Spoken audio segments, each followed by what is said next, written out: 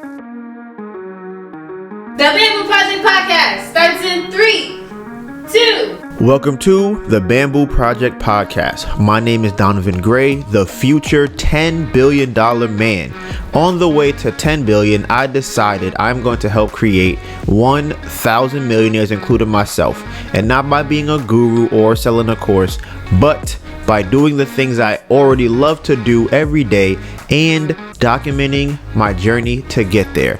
I figure I'll make all the mistakes so you don't have to. My name is DonivanG, and this is how I will turn my life into a living. I like to start off by giving a shout out to all the people rocking with us and supporting the channel. We really appreciate you. We are currently streaming on all major streaming platforms such as Apple Podcasts, Spotify, Google Podcasts, Anchor. You name it, we on it. And if we not on it, we about to be on it. For everyone listening to this podcast and not watching it, you can find us on YouTube at The Bamboo Project. We have over 500 videos? 500 videos on our channel. Do you want to see our real estate journey? We got that. Do you want cooking tutorials inspired by Dr.Sebi? We got that. Do you want to see our travel and lifestyle vlogs? Got it. Makeup and hair growth tutorials, got it. Basketball, got it. Turo, got it. Candles, got it. It's everything us. All the parts of the journey that do not make it to YouTube will be on our story. You can find me on Instagram at DonivanG, DonivanGray, and my phenomenal, beautiful, amazing girlfriend, Anita Byrne, ANETABURN. All right, we made different playlists for all the things we are into, and you can find each of those links in the description box below. This may be your first time here, and if it is, welcome to the family. But for everyone else, this is chapter 3, page 147. Okay, all video and audio timestamps will be in the description box below. Today's date is Tuesday, January 10th, and it is 3:52 p.m. All right, so before we get into the topics for today, we always start off with the screen time check. And the reason I check my phone is because I know if I don't take advantage of my phone, then my phone will take advantage of me. All right, so we cannot have that. So let's see how my screen time was for last week. I'm actually very curious because I have put a new limit on my Instagram, so I'm hoping that it probably is lower. But I also know that because we are now running the candle business, Ember Candle Co. get you an aromatherapy beeswax candle with a wooden wick. My screen time might be a little bit higher because I'm always checking the Instagram and, interacting with people and posting stories and shorts and reels and everything else that you post on there. So let's see what we have for last week. So for last week, every day I spent an average of 9 hours and 49 minutes on my phone. Almost 10 hours a day. Is that lower? Is it lower? That's a great question. It is 15 minutes higher than it was last week. So let's see why my screen time was so high this week. I spent 16 hours and 47 minutes on Instagram, which is a shame because I don't like that Mark Zuckerberg owns Instagram and now I'm using it more. I don't like that. But because we are now doing what we're doing, I do personally feel like, though, for small business, it's probably one of the better apps in terms of input to output, because I feel like for YouTube, you have to put in way more to get more out of it.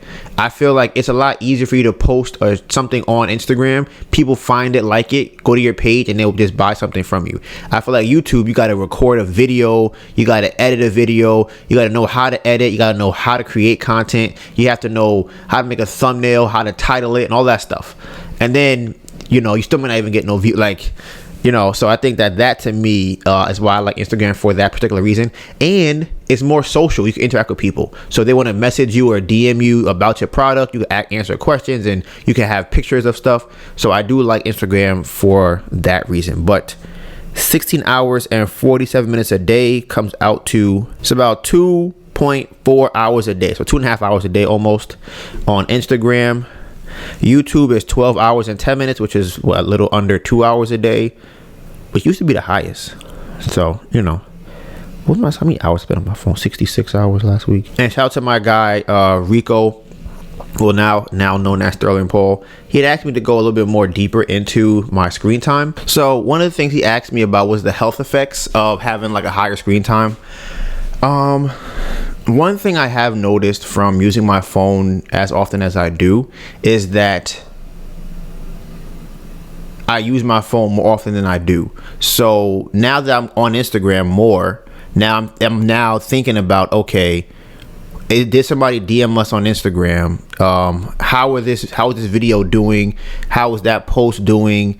You know, how are the reels interacting or the stories? So now I'm thinking about that more throughout the day. So I'm constantly checking it and then responding to people, networking as far as like having meetings being set up over Instagram, things like that. So I've noticed that with having or using social media a lot more, you get more into it. Whether that's a good or bad thing, I can't tell or not, but I just know that once you start getting into it, you use it more often. Mental health wise, I can't speak to whether or not it will be my screen time that's affecting how I feel mentally. I know that Melissa and I have been doing 10x what we normally do over the last week. So, you know, that is pretty exhausting. I can't really put that on social media itself or my phone. And then the other apps that I use on my phone would be YouTube, then the camera. So we've been doing the weekly vlogs. If y'all want to see what we talk about on the podcast, then you have to go and follow the Candle page, because we're going to do weekly vlogs. So pretty much what you hear today will be me talking about the experience, and then what you'll see is what the actual experience of mostly the candle stuff, because that's what we're doing, but you might get some other snippets of stuff in the weekly vlog, which should drop every Wednesday. We're still trying to get that down because currently that video is 6.5 hours. So that's a long video to edit down. So we're trying to condense it down to a good, it'll probably be similar to this, maybe an hour, roughly that, a little bit more, a little bit less. But you can kind of see what we're doing throughout the week on the Ember Candle page, which will be in the description. You can follow that on Instagram and on YouTube. I don't really see Candy Crush on here, which is kind of funny because I know I haven't been playing it as much, but I feel like when I play it, it's more relaxing now to play it as opposed to before, where it was kind of like I want to win the game. Now it's more just like, bro, I'm exhausted. Let me just do something on my phone because I'm exhausted. Like that. And honestly, I'll be forgetting to play it. And another honestly is when I get home, I be so tired, and I just want to watch some anime and fall asleep to the anime. What? You barely been doing that. Right, I've been missing anime. I haven't even got to watch the last week of Boruto or Spy Family, or we did watch My Hero like in the thralls of the night, like almost like 12 o'clock yesterday. We got to be like, you know what? This is the #1 anime for us right now. So Black Clover is up there, but it's not My Hero. Yeah, but it's. We are not caught up on Black Clover yet. Right. So that to me is like, we got to watch it last night. It was good. But our One Piece we didn't watch. So we just normally have our Sunday mornings where we'll watch stuff, but we locked in. We are locked in. So if we have extra time, then we'll watch anime. And then see, other than that, vlogging every day is something that I was wondering, do you think we could do that for the rest of our life? Every day? If somebody else is doing it. I also, have been increasing my daily pickups, which is, probably really high. It went from 124, which for me is already high. I rarely broke 100 before. Now I'm at 133 this week. Instagram is #1 with, it says 86. 86. This is a daily average per day? That don't sound right. It could be. No, weekly. Oh, no, this is this week, damn. 164 total last week. And then notes for 114, which is good. That's good. Then the YouTube for 76, and then my messages. So, and then the last thing for me as far as the screen time goes is I think that last week is a tough gauge for it because, like, I feel like I'm too exhausted to feel the effects of using my phone too much. Like I that's what I feel like. I'm so exhausted by doing things on the phone, on my laptop, calling people, recording videos, that I don't even notice the negative effects of using it so much. And one of those effects is usually being tired. So that one, I don't feel like I feel it from that. I feel like I'm just tired because I am working nonstop. My average for last week was 6 hours and 45 minutes. My most used app was TikTok for 9 hours. Then my camera for 5 hours. Then Gmail for 5 hours. Then Instagram for 4. YouTube Studio for 3. Candy Crush for 2.5. And then music for 2.5. And I picked up my phone on average 144 times a day. Most pickups was Saturday, 183 times. Okay. So shout out to y'all, because this now is a subscriber check. Y'all showed out with the last video. Currently it is the number one in the last 10 videos that we posted. Has a 9.5% click-through rate. And subscriber right now on the Bamboo Project, we are at 6,297, and then on the candle page we are currently at 18 subscribers. So y'all need to get over that, get on there, get onto that other channel, get them subscriptions up. So starting off for today, topic numero uno is the house update. All right. Funny thing about this week, because we're so locked in on the candles, other things, I don't even remember what happens throughout the week. And the day of or the day before, Melissa would be like, okay, what are you gonna put on the topics? And I'm like, damn, nothing really happened last week. And then she'll start saying it. I'm like, well, that did happen. I'm like, oh, that did happen too.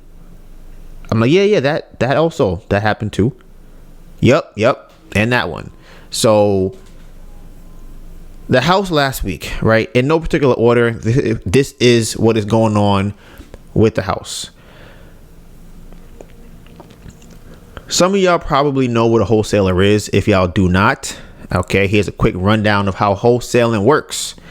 Wholesaling real estate is when you sell the contract for the house and not the house. So you sell the contract to buy the house to somebody else. So here is a quick example. You have person A and you have person B and you have person C. Okay, person A is selling the house. They're looking for a buyer. Person B says, hey, I will buy your house for $100,000. Person A goes, okay, great.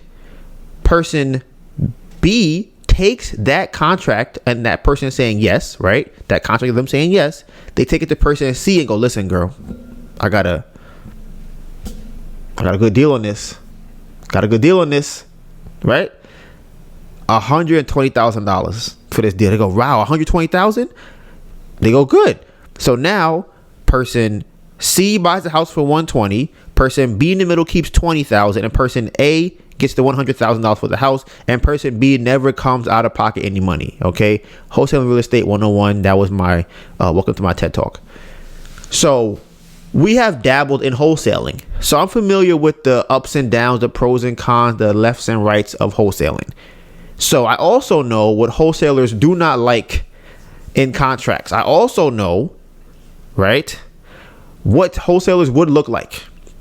So last week I was calling some people just around to see who wants to buy a house. Mostly just we buy houses on Google stuff, right? So I come across a couple of people. One of them wants to buy the house for $187,000. I said, sure, I'll sell to you for $187,000. They sent me the contract, ready to go. I'm like, all right, we got the deal at $187,000. Let's see what we could do from here. I said, you know what? I know a couple people in real estate. Shout out to my girl Melissa Rios. So I sent it to her, the contract. I sent it to put it in the group chat a little bit in the Discord. I sent it to my aunt. I sent it to my uncle, and I wanted to get the perspective of different people that are in real estate to see what they think about it. Right. So most people, other than my aunt and my uncle, said this seems like pretty sure it's a wholesaler. This seemed like a wholesaler. I'm like, all right, copy. My uncle and my aunt are very risk adverse, and very skeptical. So my uncle said to me that the contract is too short to be a real contract. So he's not really familiar with wholesaling, but he said that this contract is not a standard contract you would see in a real estate transaction. My aunt was more so like, I don't really know, but ask him these questions. So I said, okay, here's what I'm gonna do. I'm gonna send him some terms to see whether or not he's either legitimate, because at the end of the day, there are wholesalers who wholesale deals. They have buyers, they get their percentage if they find a buyer for you. They're the same as an agent. Okay, they take their fee, they find a buyer, you sell your house, we close the transaction up. So I'm not opposed to working with wholesalers. However, I will make sure that I put in the contract some anti-wholesaler language. Okay, one of those things is the dreaded non-refundable deposit. Okay, some of y'all who do not know what that means, when you buy a house, you put down a earnest money deposit of it's a way to show good faith that you want to buy this house. It's usually 1% of the house or some negotiated price that you guys came up with for the earnest money deposit. So usually wholesalers want to either do it with $1, $100, $500, maybe even $2,000, maybe even $5,000. If you really get maybe $2,500, $5,000 is a little bit of a stretch, depending in the average wholesale earnest money transaction. So I say, you know what I want? I want $10,000 as a earnest money deposit, and you cannot get it back. So what that means is that if you do not close on this deal in an X amount of time, the money stays with me. The money goes into an escrow account. If you cannot show to me that you are closing on this deal, I'm keeping the 10 grand. Okay? So I said that to him. I also said the title company is going to be chosen by myself, because I don't want you and whoever you are cool with to be able to say, you know what, here's your money back because the contract didn't stipulate this or it left out that. So technically you can get your money back. Nope. We're going with my title company that I'm going to choose, and it's going to be non-refundable, and it's going to be 10 grand. And okay, I said this contract is non-assignable. Whoever is writing the name as the buyer is who the end buyer will be. Okay, put that in there. And then you're not getting your 21, 30-day close. You are getting 14 days. So listen, these are all the terms that wholesalers who are either new or are not serious do not want to see. On top of the fact that I asked him, is he a wholesaler? He told me no. I'm like, all right. So I sent him the terms. He said, okay. He hit me with the wholesale line. He goes, I gotta check with my partner about this. Right? That's the wholesale line. When you don't have no partner, but you be saying it like you do. Listen, I've been there. I know that. I know the lingo. I'm like, all right, you check with them. Do your thing, bro. That was last week, Tuesday. I have not heard from him since then. Now, I've not got a word from that man since I sent him those terms, which is cool with me because I had other buyers on standby. So now that we have moved past wholesaler, buyer number one, right? We are on to buyer number two. Now, to me, he's the most legitimate buyer. We've had conversations. His price point seems somewhat legitimate in terms of what the house is worth, and I am okay with giving it to him for $167,000. I know he probably would pay more for it, but I'm not really trying to negotiate the money for the house just because there's so many possible liens on it. There are so many possible things going on with it. I'm not, listen, if you're going to buy the house and give me something, I'll take the something. However, what we are not going to do is come down to lower than the financing price, or I'm not going to argue try to get you up to 200, 210. I don't care, bro. That's not my thing.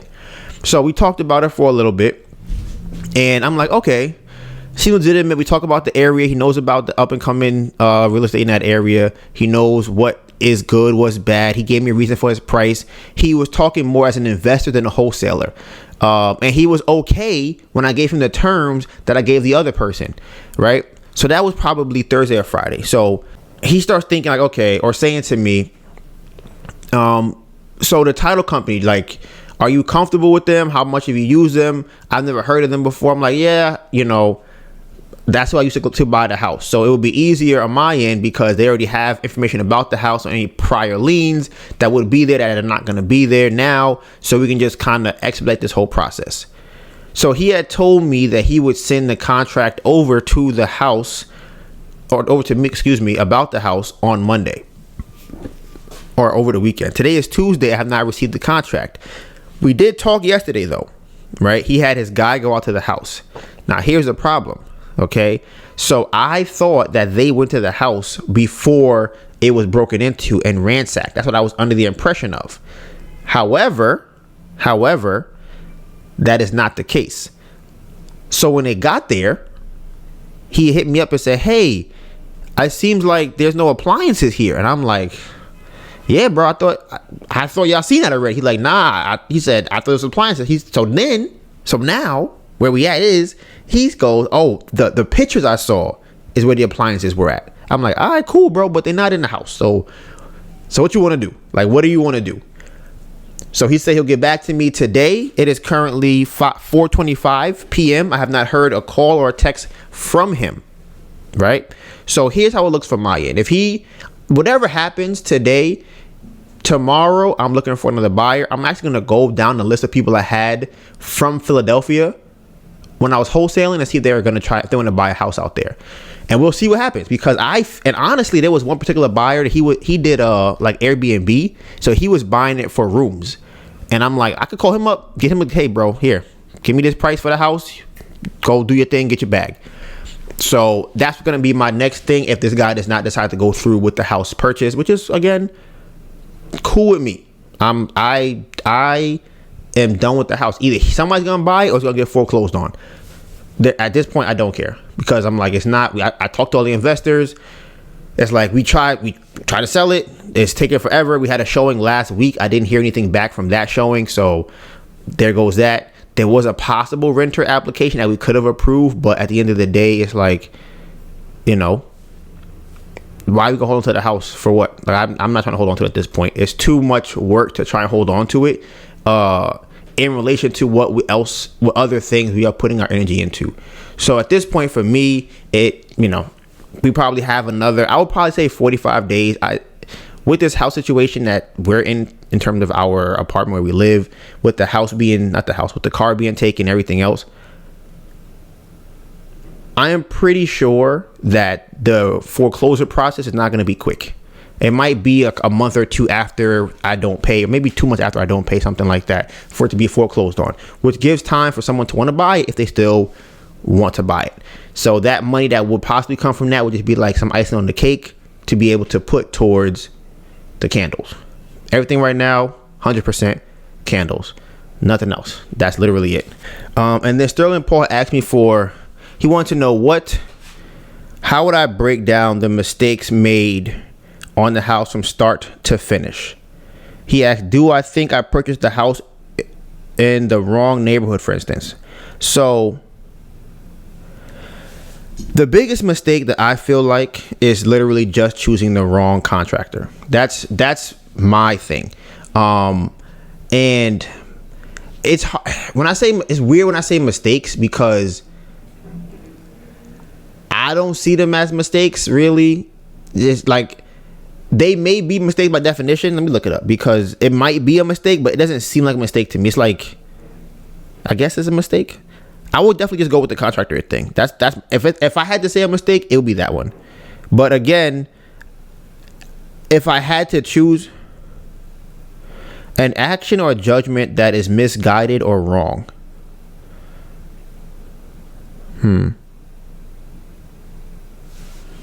I'm not sure. Maybe an action or judgment that is misguided or wrong. What do you think, Melissa?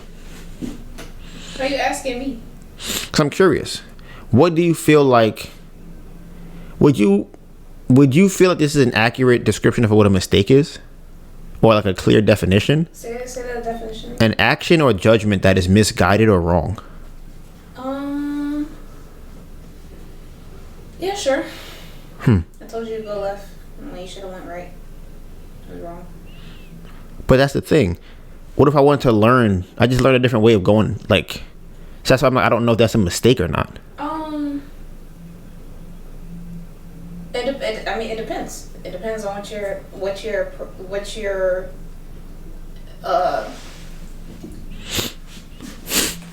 you are ruling things by, if that makes sense.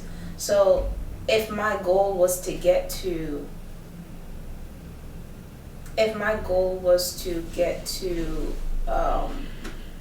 the place, to get to a location the quickest, and I went left, which was 12 minutes, when going right would have been 10 minutes, because going left was longer, that could be seen as a mistake.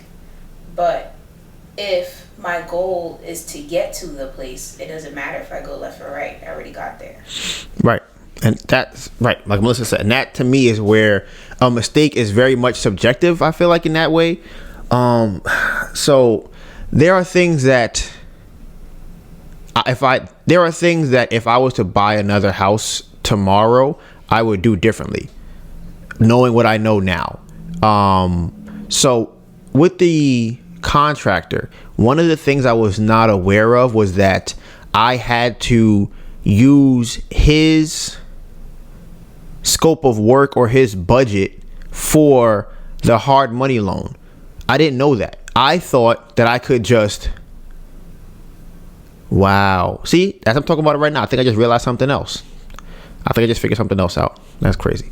Okay, so I thought that I can just get the loan from the hard money lender and go and buy the house. That's what I thought, right? And then when they said that they need a scope of work from the contractor, I said, okay, sure. But I didn't think I had to give it to them for them to actually give me the money to buy the house. That was one thing, right? Also, the timing of it was very complicated, because once we had figured out what the budget might be for the house, we had our numbers. So I'm thinking, okay, we're going to do this for $75,000, but now we have to literally go and get everything done within this 14-day period. I thought once you give me this loan, I'm going to go buy this house. And then I thought when it comes to cash, that as long as the hard money lender is giving me money, that would count as cash for the deal, which it did not, which made it take even longer. And then I could not change the budget after we already signed it with them. So I believe. So because of that, we were stuck with the contractor. So that's part of the issue. What else would I change from back then or have done differently? The house was a great deal. The house was an amazing deal. Like, the house would have sold for probably 300 plus if we got it done in time, and we bought it for 116. So it was the deal is great. The location to me is a little bit sus, but it's up and coming area. So it's kind of like you're going to get in early.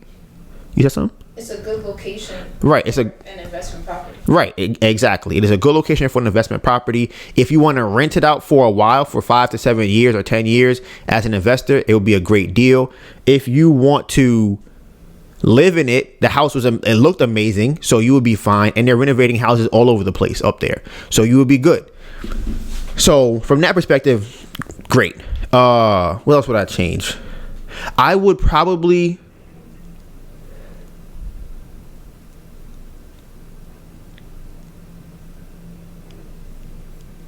I was going to say I would probably be harder on the contractor, in the sense of, I don't know if I was going to say being less friendly, but just being more direct. Because one thing I've been working on or doing for 2023 is, if I'm thinking it, I'm trying to say it. Like, that's my thing. You so, don't do that now? What? You don't do that now? That's what I said, 2023. Oh. What do you mean? I thought you was doing that from before. So that's the thing. I do. It's, yes, sometimes.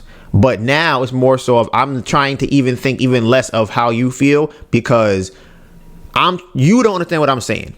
So I don't have the time to be trying to like pussyfoot around you understand what I'm saying. I'm going to ask you directly, do you know what I'm saying? Yes? No? What don't you understand? So I can tell you and explain it to you, so that we both now on the same page, so we can move forward. And if I see something that looks weird, why does it look like that? Okay, I was told that this is that. Why does that? I need more. Why? That seemed kind of strange. Those kind of things. That's what I was trying to do more of with him. But again, even with that being said, another one. I did not know that when I first start renovating a house, I have to come out of my pocket for the draws. I thought that the lender would give me 5 or 10 grand. I would pay that to the contractor. The work would get done, and then they'll give me more money. And I thought it was in that way. That's how I thought it worked. I didn't think that I got to put up money first and then they reimburse me. And I also thought that he might be able to do work first before they pay me. That was another thing. I did not know this either, that they go line by line in terms of how much money they're going to give you and what they're going to give you money for. They didn't know that. So now the scope of work that is made, which is pretty much a line item of what needs to be done, it wasn't made with the intention of being used in that way. It was just made for them to send us the money to do the house. So now on the thing, he has sent me, some very vague description of what he would be doing for the house. So it might say, I'm going to do the bathroom, right? So if he come in and does the tiling and he does the toilet, that's the bathroom. They're like, no, we're going to give you 5% of the bathroom. I did not know that they would just arbitrarily choose how much percentage they want to give for the house when they see something that's being done. Didn't know that. What else would I think would I have done differently? I would have gotten this is another one I would have done. So this one would have been a good one. So the only reason why we didn't get cameras is because you need to have Wi-Fi for ADT's cameras. But we ended up getting Wi-Fi later. So if we had gotten the cameras first, that is something I might have, and had the Wi-Fi, I would have had the cameras in the house. That's one thing I would have done for sure. Okay. Anything you can think of that you would have probably done differently in terms of the house? Mostly the contractor.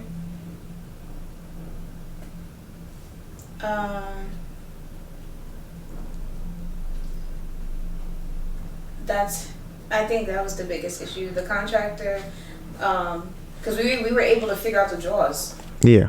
And still took months longer than it was supposed to. So once the draws and everything were figured out and all the appliances and supplies were brought, the contractor was still dragging his feet. So I would say that was the biggest problem. Yeah, and one other thing, or the last thing I probably would have done, is this is just me thinking backwards. So this is obviously hindsight bias.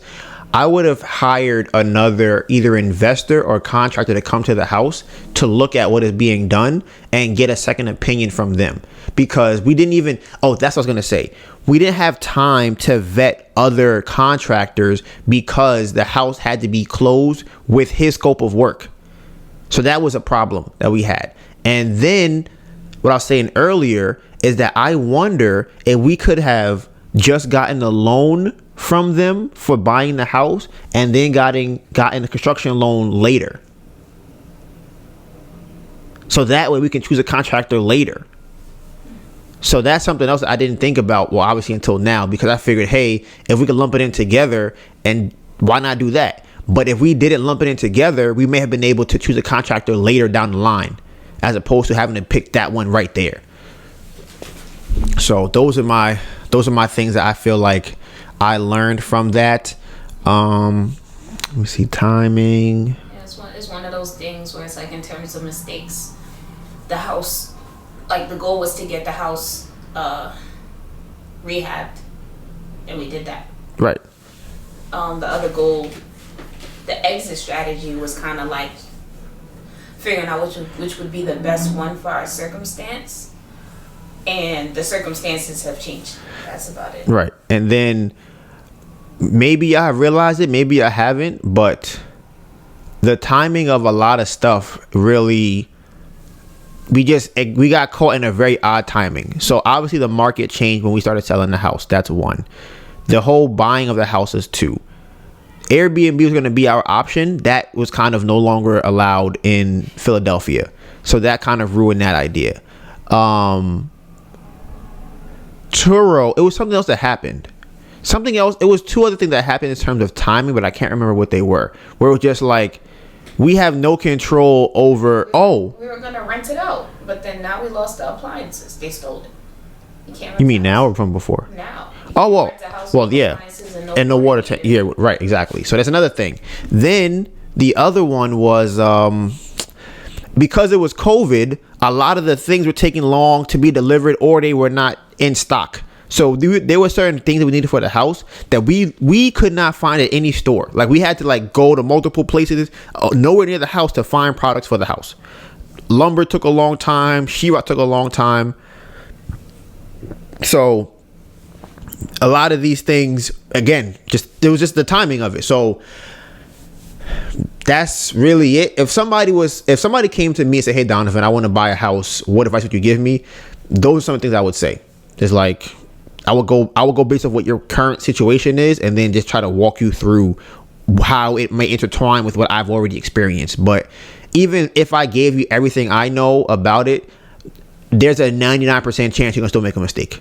Like it's very unlikely. I'm gonna say 100% chance, because I don't think there's ever been a house built that there was no mistakes made, right? Or quote, like there was nothing unexpected that came up throughout the process. So that's what I would call, if you want to call them, unexpected things came up. So that's what I would say about the house. I think that is it for the house. Listen, the Turo chapter or the car chapter has just ended. The house chapter is right up on his heels. About to be wrapping that up. 2023, no house, no car. Moving on to the next stage. Chapter 4 is coming up, okay, of the book. Now, topic number 2 is the house. No, excuse me. Topic number 2 is the car. So, we have found out that the car was officially repossessed. They took it. It's gone, right? We found it out. They told it to us. We're like, okay, gotcha.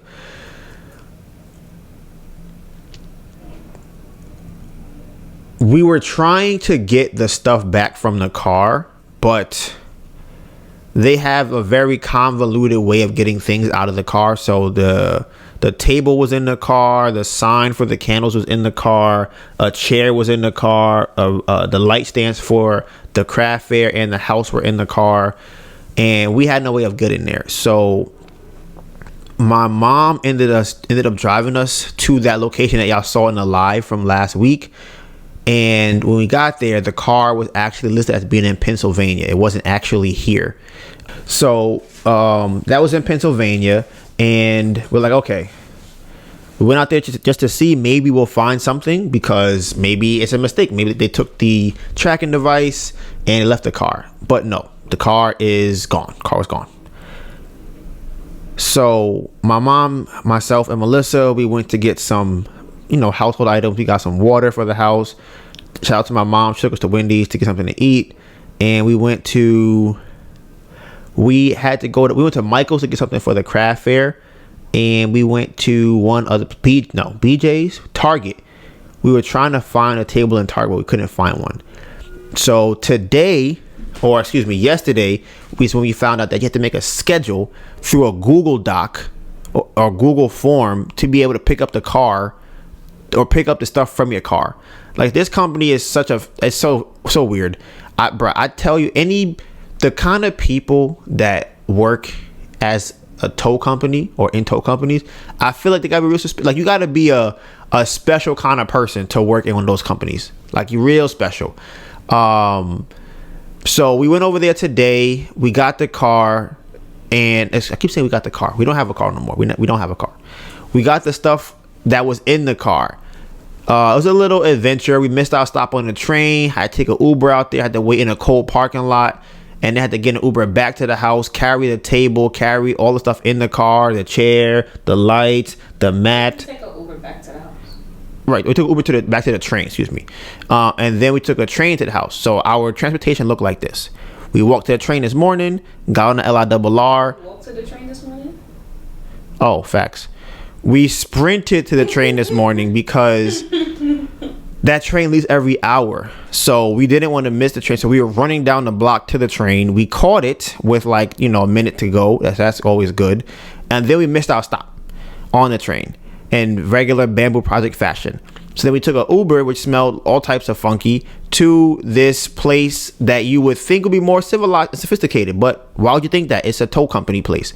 So they had us out in the parking lot. Now tell me, this is obviously how I would operate a situation like this, right? If I had a company, why I would have it where you come inside and you sit down in some type of little area and we bring your stuff from the back to you. Why would you have me waiting in a parking lot across, mind you, I'm in a,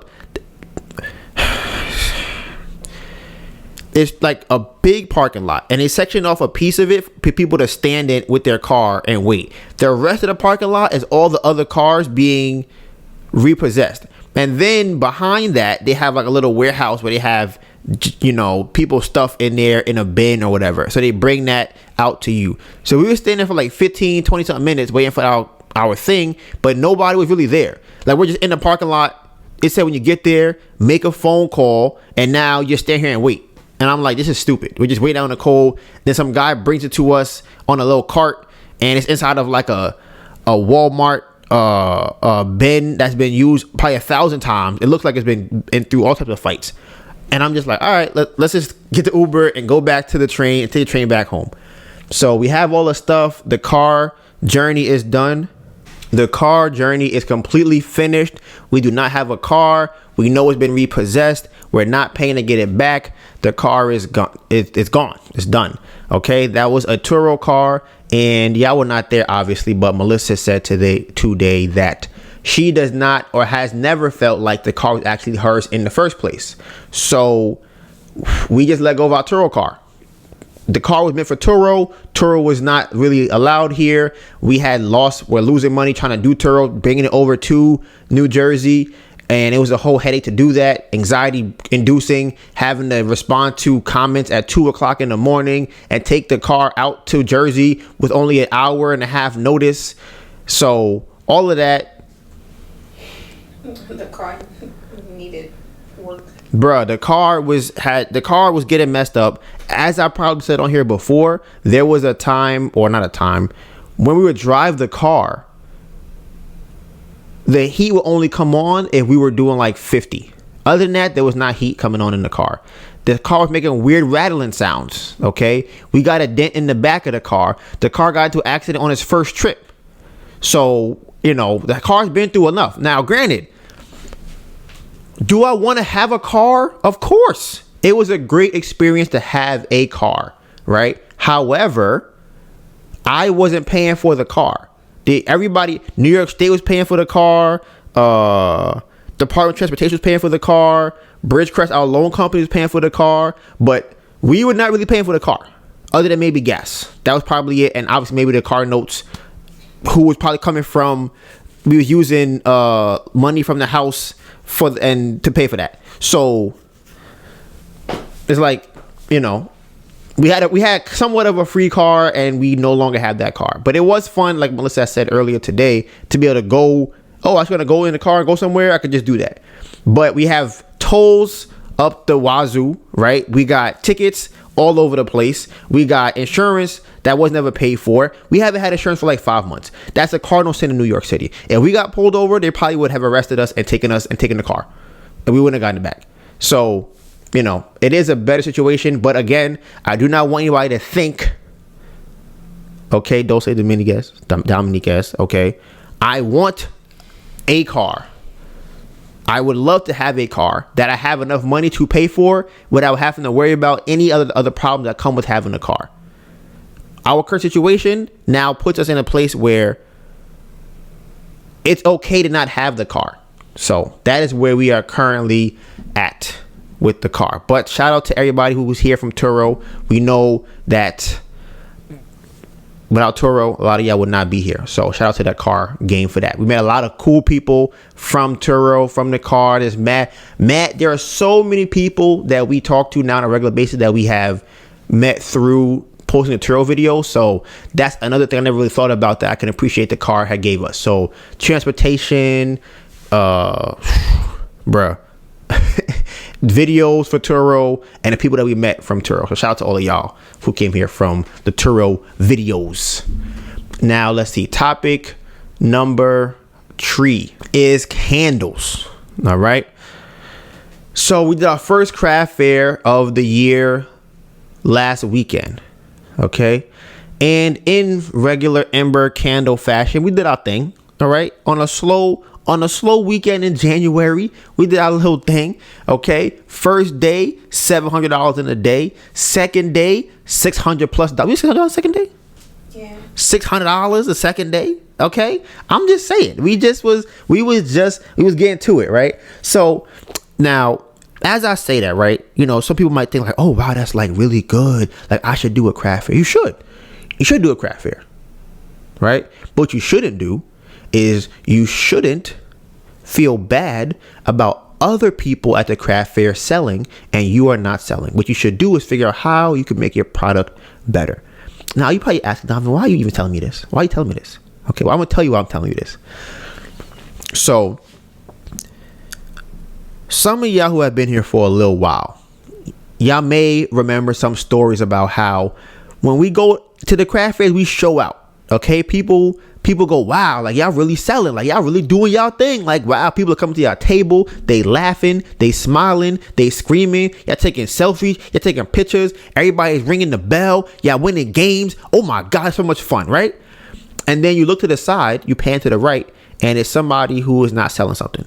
You pan to the left, and it's somebody who is not selling something. So a lot of times, these people tend to feel upset towards us. And some people have kind of not talked to us throughout this interaction of us working at the craft fairs, right? But other people will kind of comment about, they see our bags all over the store. People are buying them. People are buying the candles, so they'll see the bag that the candles come in around the store. People hear the game, they hear the bell, they just kind of like, oh my God, you guys are doing really well. So we had an incident a couple of months ago, right, where, you know, we doing our thing. So Melissa has this tissue paper, rose gold striped zigzag and polka dot tissue paper, different types, right? And she puts it in the black bag where we put the candles. So now, you know, you walk around, you feel luxurious, you feel like you had fun, you had this nice pretty bag, you're feeling good about yourself, right? So in regular I'm not creative myself fashion, or I can't come up with my own ideas fashion, someone else at the craft fair who also sells candle type products decided that she wanted to put pink tissue paper in her bags. So we're like, that's new. Like, I never see that before. But you know, we're like, whatever. At this point, we're thinking to ourselves, that's cute. Whatever you want to do, sure, you could do the tissue paper, but we noticed it. We noticed that we came here. You've been here for a minute. Like, you were OG here. We knew it up and coming, and you already, you got to take one from us. It's all right. It's cool. Last weekend, right? It's the first weekend of the year, and the month. So people, they're still recovering from New Year's. They're still recovering from Christmas and Hanukkah and but what's the other one? What's the Kwanzaa? All right, you got all the holidays coming up. You just got some money. You just had some drinks. You got to relax. So everybody's not coming out to the craft fairs. Some people do. So we're at the craft fair, and we don't care who we gonna sell, because that's what we gonna do. We gonna have fun. We're gonna enjoy ourselves at the craft fairs. We notice there's a brand there that's like look at me. This is me. I'm gonna be them, right? Y'all gonna be me.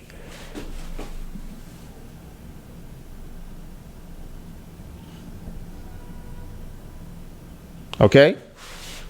Whole craft fair. Like that, right? They're sitting there like this, looking. If you look at them, they look away the whole time. So I'm like, all right, whatever. I'm not really pressed, because in the beginning of the day, I took a selfie with a lot of brands there just to kind of get pictures of everyone. I'm just going around taking pictures. So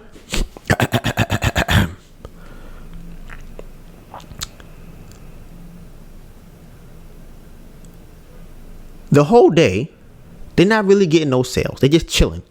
No sales. And I said earlier, our table is moving and grooving. Okay, it's percolating. So So as the you know, super mastermind genius that I am, you know, I'm looking at their brand. I'm like, you know what I would do if I was them? I'm like, the color look nice, right? I would add some lights. Cause I'm like, they selling jewelry. I'm like, you gotta have lights in the jewelry. People gotta see the shine and the glisten and the glitter. You can't just be having it with no glitter and glisten and glare. You can't do that. So I'm just in my head thinking about what I would do for the brand. So the day ends, right? And you know, Melissa, we pack up our game that we played with everybody for the candles, right? And we go home. So we come in the next day, and we're setting up our table. We come in early this day. We look over, you know, one of them is there. It was two of them. It was two people. One of them was there early. And she's setting up these string lights. And I'm like, I'm like, them string lights look awfully familiar. They look real. So me and Melissa noticed it immediately. We're like, interesting. So they took the same exact lights that we have, which they did not have yesterday, and now are using it on their display. I said, okay. I'm like, all right. Cool. I'm like, y'all want to take the lights? Take the lights. Because I'm like, take the lights, whatever. So now, day goes on. Here we go. We percolating. We moving. We grooving. We getting our sales. People is screaming, oh, I want it. Ringing the bell. Everybody's having so much fun. We laughing. We talking stories. We just having a good old time. People came from the other boroughs to come see us. They're like, oh my God, I saw y'all was going to be here. I want to buy a candle. Oh my God, I can't believe it was so great. It smells so good. And I'm like, thank you. So we are jiving. Okay. So tell me why in the corner of my ear, I hear, hey, you know we have a game? I said, we have a game? I said, who said that? Who said we have a game? So I turn over, right? And I look at them.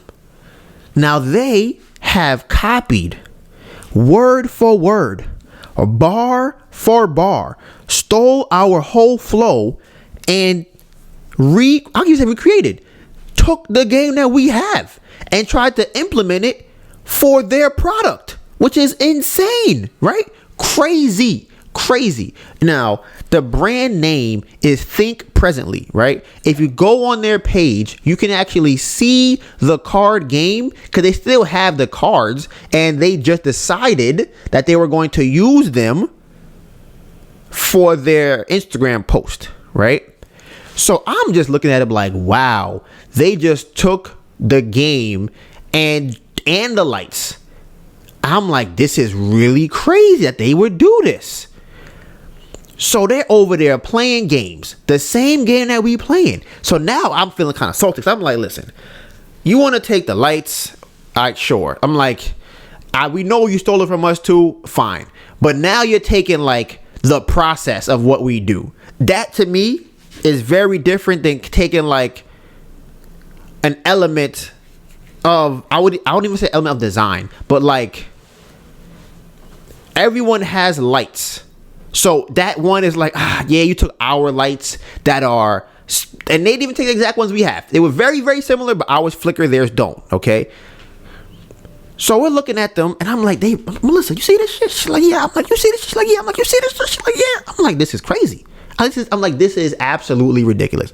So we're watching the game, not a whole day. I'm thinking like, this is buffoonery. One person comes up to us later and goes, oh my, I don't know, we're talking about candles. And I go, hey man, you know, we have a game. You want to play? He's like, oh, I played a game over there. I was like, you played a game over there. So, you know, he played our game. Obviously, he enjoyed it better. But now that kind of throws an issue into the whole process because y'all ever go to like Macy's and you got to walk through the perfume section and everyone is talking about, hey, smell my perfume. They put it in your face. They waving it around at you, right? Just like the SpongeBob episode. So now people are coming to us, first time ever, saying, oh, I just played a game over there just like that. That to me, that it's annoying. Not really a problem yet, but it's annoying. So I say, you know what? I want to see what this game is. I'm curious for the game. I want to play the game. So towards the end of the day, I'll walk over there and I go, well, before I even get to that part, right? their whole thing is about anxiety and how you should cope with it and what is toxic positivity, which sounds like a term that they made up, and just ways to get around and sitting in it, right? Things to tell yourself when you're feeling anxious. So I'm thinking like, okay, maybe they have techniques that they know about anxiety that I can learn from, right? I'm like, if y'all in the anxiety space, maybe y'all have learned from reading books. Maybe, like if you twist your knuckle 3 times to the right, tap on it twice and say hallelujah, maybe you feel better. I don't know what they're going to say. So I go and ask questions. I say, hey, what kind of techniques do you guys have? Oh, we stole it from you. We stole it from you. We stole the whole thing from you. I'm like, you stole it from me? I'm like, what are you talking about? He's like, yeah, we just stole the game from you guys. That's how we get sales. And I was like, I was going to ask you about anxiety. Like that was my goal, was to just come over here and see what techniques you have and probably play the game. And she was like, yeah. So, have you ever heard of toxic positivity? I'm like, sure, maybe. You could tell me about it. Maybe I've heard of it. I'm not sure about the term, but go on. And as you could tell, she's visibly anxious, as she should be. And she starts talking to me about, toxic positivity. So she starts showing me like the phrases. I'm like, hey, I want to play the game. She's like, oh, you want to play the game? I'm like, yeah, I want to play the game. I want to see you guys have a game. You said you stole it from me. Like, let me see what it looks like. I want to play. So we're playing the game. And pretty much they have a phrase, and you have to figure out which phrase is more helpful or not helpful. That's how the game works. And if you get something off, they just, listen, they ransacked our game the same as the house, right? We've been colonized at the craft fair. So once I play the game, right, I'm talking to her and I'm just kind of like, yeah, so how much do you feel like it's changed you guys' situation with having a game and whatever? So, it helped a lot, and I also learned that talking to people is really good. And I'm like, yeah, being a human usually is good for things like this. And she's talking to me about how, I don't know if she told me first. She may have told me at some point. I don't know if she told me unsolicited, but I had already heard it from before that they only did 2 sales the day before, right? So I was like, hey, like how much better do you guys feel like the new setup in the game has helped you guys? She's like, oh, we did 10 sales today, right? So she was just like, well, no, excuse me, that's not even what happened. She said it helped a lot for today. So in that conversation, she's going to ask me, right? Which again, I have no problem talking about numbers. Y'all know I'm on the podcast all the time talking about numbers. I don't care. I'll tell you how much money's in my bank account right now. Nothing. 0. Absolutely. No, it's probably like $4 in one of them. But I don't have a problem. I love numbers. I love statistics. I love seeing like what works, what doesn't work, metrics, analytics. I love all of that. I love it all. Right? So she asked me, like, how many sales did you guys do yesterday? And I'm like, so how many sales did we do yesterday? I'm like, like 28 sales, something like that, maybe. I'm like, it's like 28 sales. Now at the time I thought it was 28, right? And then I was like, I know later find out it was more than that, but at the time I said it was 28. So she goes, oh yeah, that's what I pretty much figured it was around that 20. I thought it was around 20. I was like, yeah, we did, 28. So now there's 2 of them, right? Now, I don't know if you remember earlier, I said that when I came in the morning, there was only 1 of them. And the funny part about this is that when the second one came in later than then they opened up at, she had cards and I saw them. But I had no idea what I just figured, I'm like, whatever. I wasn't thinking about it like that. I'm like, she got cards, whatever. Those happen to be the game that she stole from us, that they stole from us.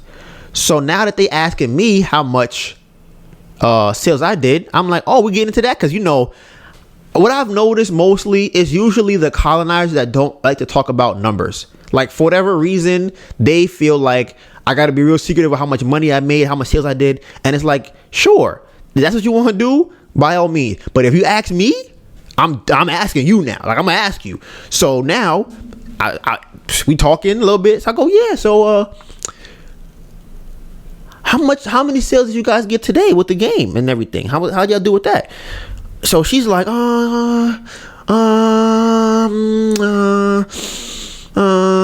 right? So she's like, you know, first she goes, we did okay. And I'm like, oh, really? So yeah, how many though? Like, how many did you do? She's like, well, now her sister is standing right there, right? The one with the game that brought the game in. I could tell she didn't want to answer the question. I could tell she did not want to be involved in the question. So the other one goes, we did like 10.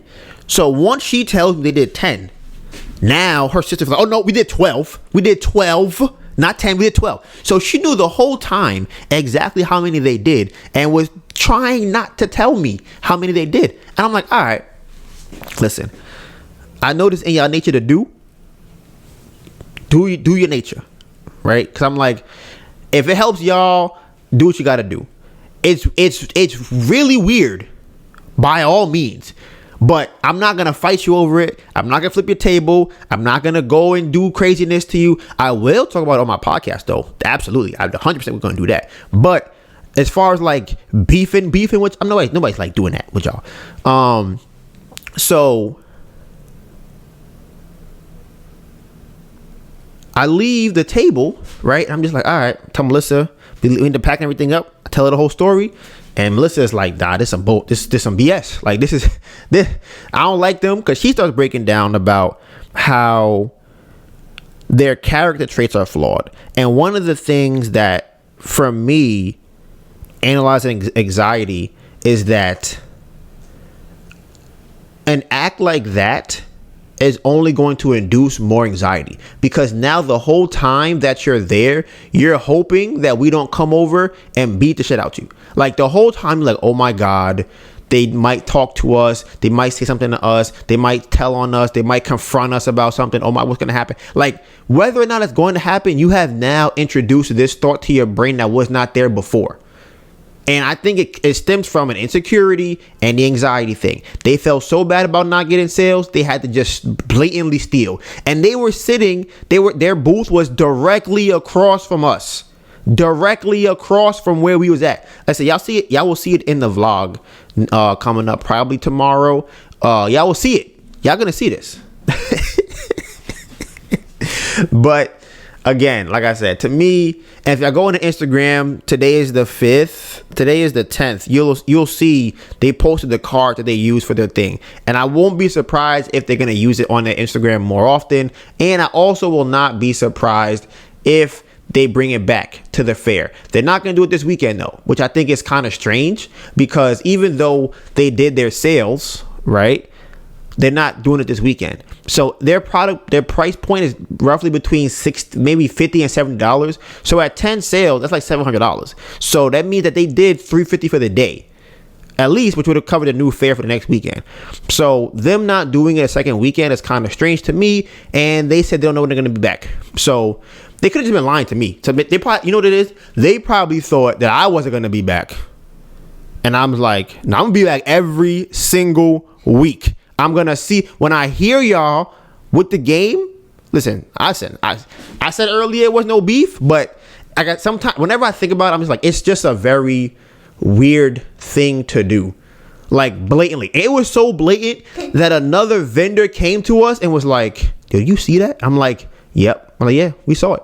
Like, that's crazy. Like, people are gonna see what you're doing. People know that's weird, but you want to sit with your anxiety, with what you preach. Go ahead, sit with this disgusting feeling that you have.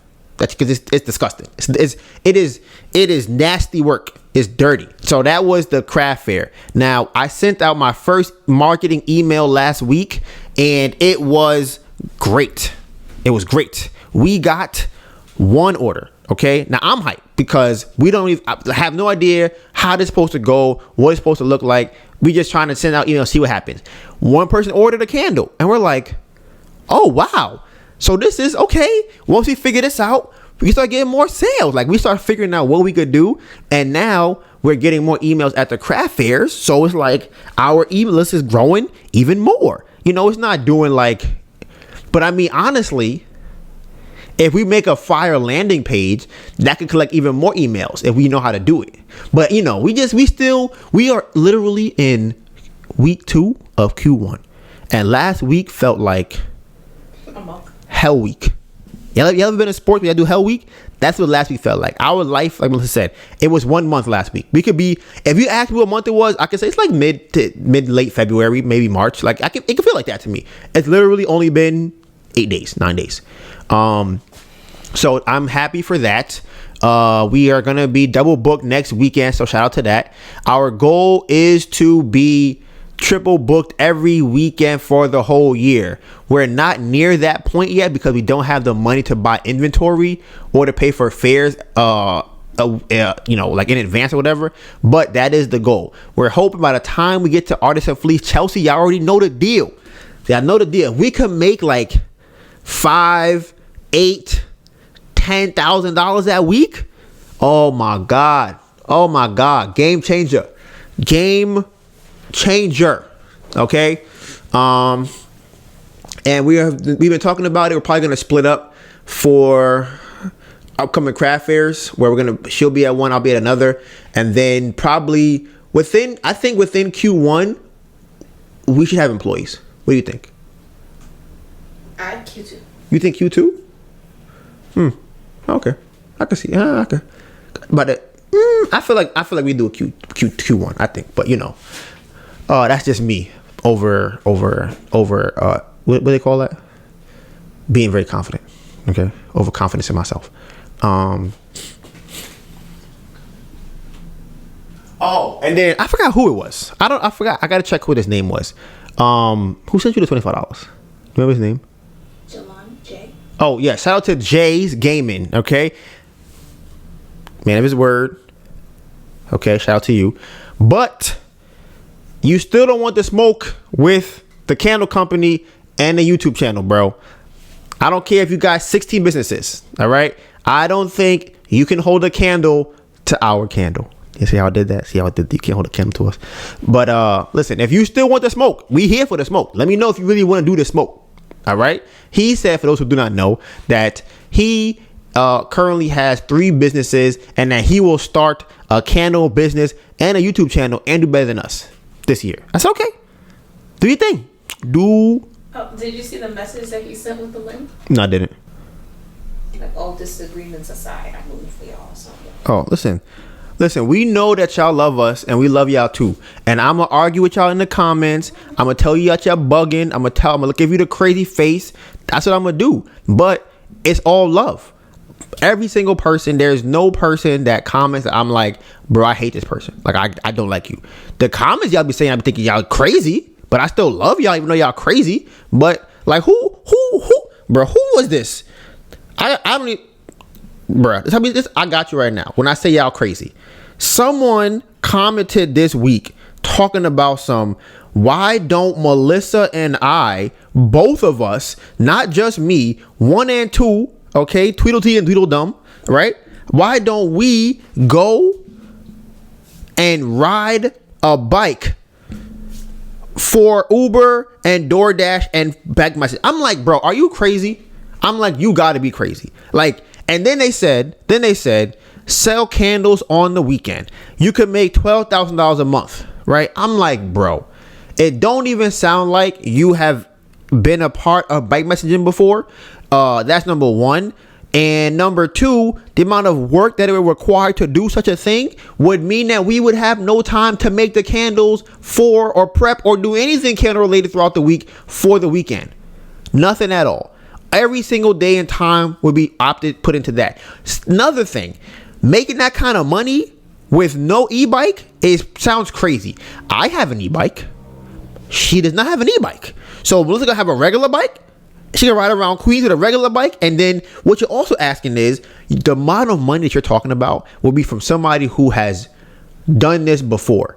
If Melissa is just starting out as a bike messenger riding around the city, and then on top of that, oh my God, this is what I'm saying. I'm breaking it down for you. So I say y'all crazy. The comments be crazy. Some of those apps you have to schedule to get on. You can't just get on. And then they have priority orders. So even if you are on, you don't get the orders because you're brand new. And you get the whack orders. So if you decline the whack orders, you're not getting no more orders. So now what happens when we spend 3 or 4 days out there and we only made $200? And then when am I supposed to make the candles? While I'm on the bike? No, you don't make candles. You appear with them on the weekend. They just appear on the weekend. You make them Saturday morning, and you just bring them to the craft fair. That's what you do. You just abracadabra, wave your magic wand. What they say? What they be saying in Harry Potter? Adiva Kadiva, right? Right. That's what they do. Abracadabra. And then you just have your candles because, bro, come on, bro. Like, there's no way that you have heard us say that we can make, and we have made $1,800 in a day. We just made $700 in a day on a slow day. And your recommendation is to go ride a bike. I'm looking at you like, come on, bro. Like, come on. And then I would be more understanding if you said just me. If you said, Donovan, go get back on a bike, make some extra money throughout the week, I would be like, all right, bro, you're crazy, but you know, it's more reasonable for you to suggest for Melissa to go on a bike and ride where? In Manhattan, in Queens, in Brooklyn, where she ride her bike at? Do you know how big Queens is? You're not taking orders like that in Queens on a bike. And in Manhattan, you know how many bikers and cars out there? Like, come on, bro. Can Melissa ride a bike? Bruh. And then, like I said, you are under the impression that Melissa's gonna be bike flying through the street. Boom, boom, boom, boom, boom. Melissa is not. She's gonna be in the bike lane with the helmet on, waiting for the light to turn green. That is not how you make money as a bike messenger. So I'm telling you right now, that's crazy. And no happen when she get an order from Canal Street uphill to 89th Street. She gonna train or she gonna ride her bike? She's not gonna be speeding 10 miles to take an order for $6 or $12. That's not gonna happen. And then after that, what you're suggesting is that me and her, mainly her, because she got a regular bike. I have an e-bike. I'll be a lot better. Do this every single day, 5 days a week. Then I said, bro, that's crazy.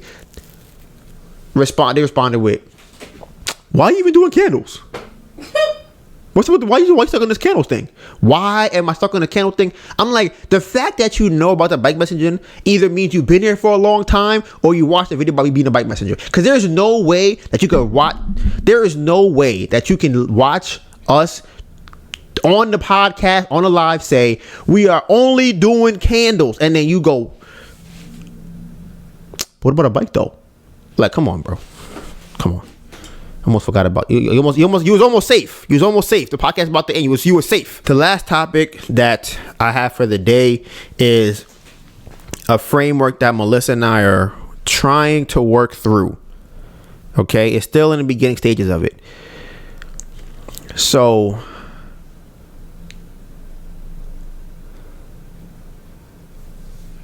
Melissa should be the one picking the vehicles that we are in, and I will be the one to drive the vehicle, right? So I even think personally, let me know what y'all think about this. So right now the framework is we would both agree on a large goal, like $500,000 a year, right? But the way we come to that agreement is my original goal and her original goal would have to be combined and then meld together, and somewhere in the middle is where we would meet. All right. A place where I feel uncomfortable because I had to go lower, but because it's less risky, we will have less problems. But Melissa on her side, she now has to push herself and believe that she can get to the higher number, even though she can, but she act like she can't. And then we'll get to the 500,000, right? Boom. So now we agree on that. Once we agree on that, Melissa picks the vehicle and how we get there. Okay, so we're going to do craft fairs. We're going to do online. We're going to do this market or that market. All right, cool.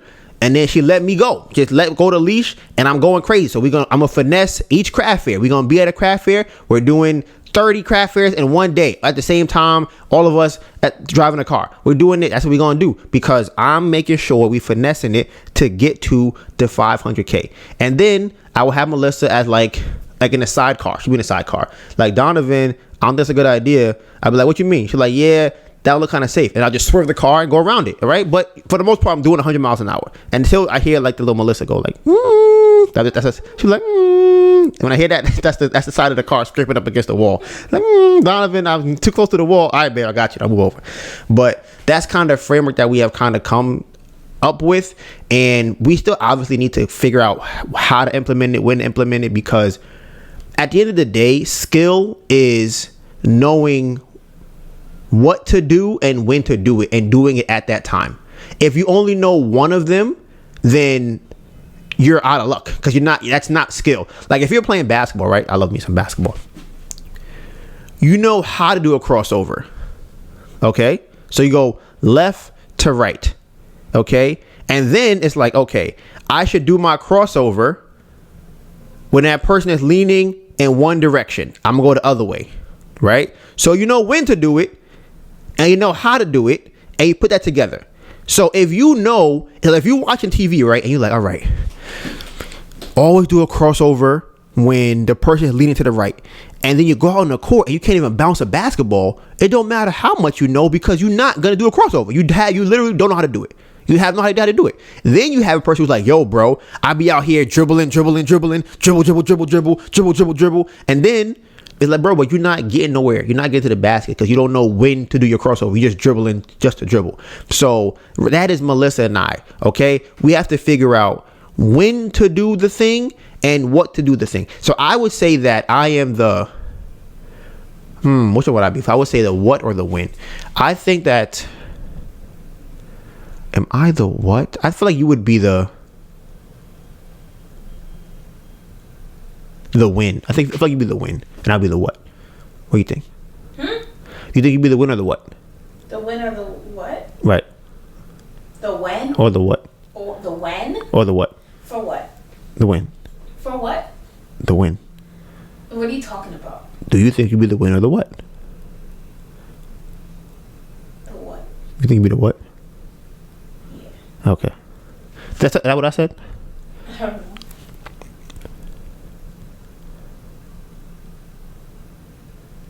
I feel like I'll be the what, and you be the win. Yeah, I feel like you're more of a win than a what. I don't know what you're talking about. Okay, what I said is that skill is knowing what to do and when to do it. That equals skill. What to do. And when to do it. So like if you're cooking, you know you have to heat the stove, but you also know you have to do it when whatever thing happens. Yeah. Right? That's a skill. To know exactly when to do it and what to do at the right time. So I think I'm a win. That's what I think too. I think I'm a what? I think I know what to do, but I think you are like, I don't think we should do that right now. I think we should wait. I'm like, you sure? Yeah, that literally happens. So that's what I think. And now we will have the League of Legends segment. Yay!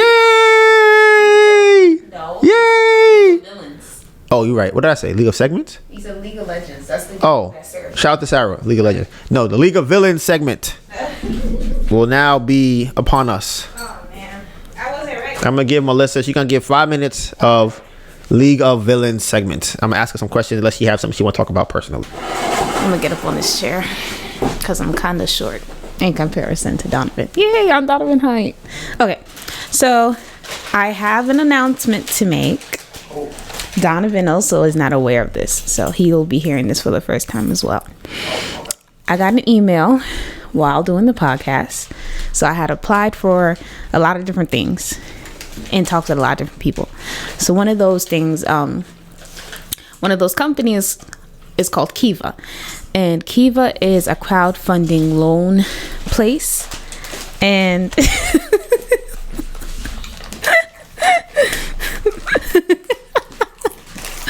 Sir, you're being very loud in the mic. Sorry, I might sound a little wheezy. I was running for our life this morning. Kiva is a crowdfunding loan place. It's not that crazy. It's not that crazy. So, pretty much, they have approved us to Yeah.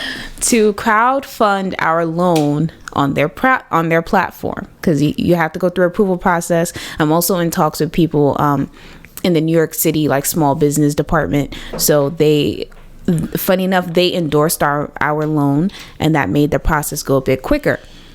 So the loan amount is $4,000. That's why I said it's nothing crazy. It's nothing crazy. However, because my credit is bad. The business don't have no credit. Barely established for over a year. So, you know. Can you get more than one loan? That's a great question. So I asked that question. I asked, can we get, once you paid off, can we get another loan? So he said yes. Generally, they up the amount that they're willing to lend you once you pay back that loan. I was trying to see if there's a loan repayment period, but I'm still going through the application or like trying to accept it. And excuse me. So yeah, it's similar to the merchant cash advance thing with Square, where it's like, yeah, once you do one and we see that you're credit worthy in that sense, that you paid it back, we could go up. And they could work with you if you fall behind, all that stuff. Huh? Okay.